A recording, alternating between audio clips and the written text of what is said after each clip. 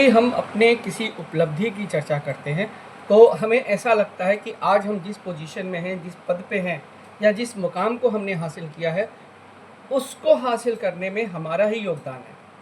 और अपने बल पे हमने किया है। जबकि हमें ये याद रखना चाहिए कि आज हम जहाँ भी हैं, जिस पोजीशन में भी हैं, हमारी सफलताओं का जो भी मुकाम है, उस मुकाम को हासिल करने में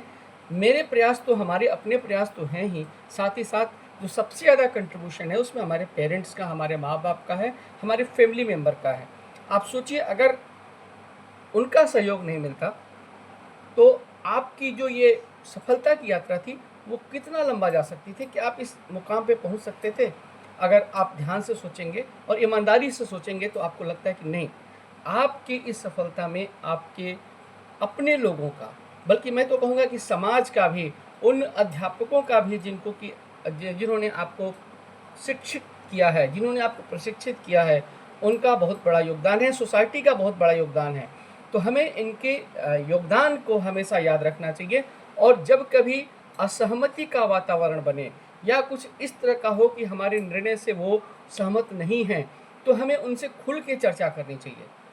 ना कि हम अपने निर्णयों को उनके ऊपर थोपना चाहिए। ये एक सफलता का और संगठन को आगे बढ़ाने का, परिवार को लेके चलने का एक बेहतरीन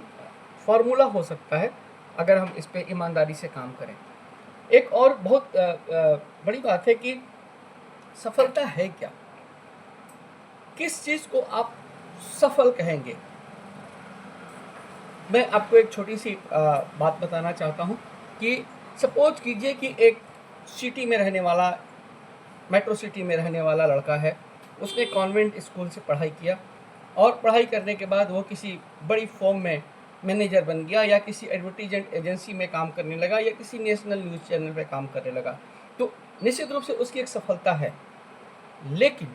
अगर इसी मुकाम को किसी ऐसे व्यक्ति ने हासिल किया, किसी ऐसी बिटिया ने हासिल किया है जो कि दूर दराज के गांव में रहती है और उसे अपनी प्राइमरी स्कूल की शिक्षा प्राप्त करने के लिए 5 किलोमीटर की प्रतिदिन यात्रा करनी पड़ती थी। 5 किलोमीटर जाती थी और पढ़ाई करने के बाद 5 किलोमीटर वापस आती थी।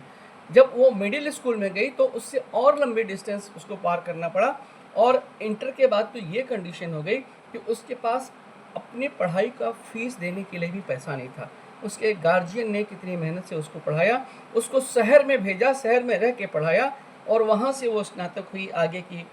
परीक्षाओं को उसने पास किया और आज वो एक बड़ी नेशनल न्यूज़ में न्यूज़ रीडर है,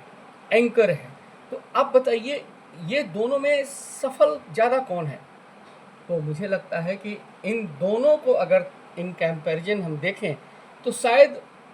वो सफलता मायने नहीं रखती जो कि एक एडवांस स्टेज में या अनुकूल वातावरण में रह के किसी को हासिल होती है, बल्कि वो सफलता ज़्यादा महत्वपूर्ण है जो कि किसी ने जीरो से अपनी यात्रा शुरू की और शुरू करके एक कड़ी मेहनत से, एक लगन से, विभिन्न चुनौतियों का सामना करते हुए वो आज उस मुकाम पे है और वहाँ पे वो अपना कंट्रीब्यूशन इस समाज के लिए, सोसाइटी के लिए दे रहा है।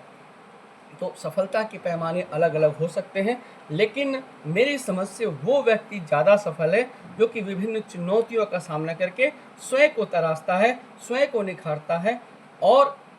निरंतर प्रगति के पथ पर आगे बढ़ते हुए किसी मुकाम पे पहुंचता है, बजाय उस व्यक्ति के जो कि बड़े आसानी से उन चीज़ों को, उसके पास एक अनुकूल वातावरण रहता है और उस वातावरण के प्रभाव से,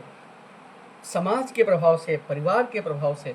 वो उस मुकाम को हासिल करता है। तो हमें ऐसे लोगों का हमेशा ध्यान रखना चाहिए, हमेशा ज़्यादा रिस्पेक्ट करना चाहिए जो कि ज़ीरो से आगे बढ़े हैं और एक किसी मुकाम पे हैं और उनके जीवन से हमें शिक्षा लेनी चाहिए। वो किस तरीके से उन चुनौतियों का सामना करके आगे बढ़े हैं, शायद ये आज उस जीवन यात्रा में आगे बढ़ने वालों के लिए एक प्रेरणा हो सकती है। धन्यवाद।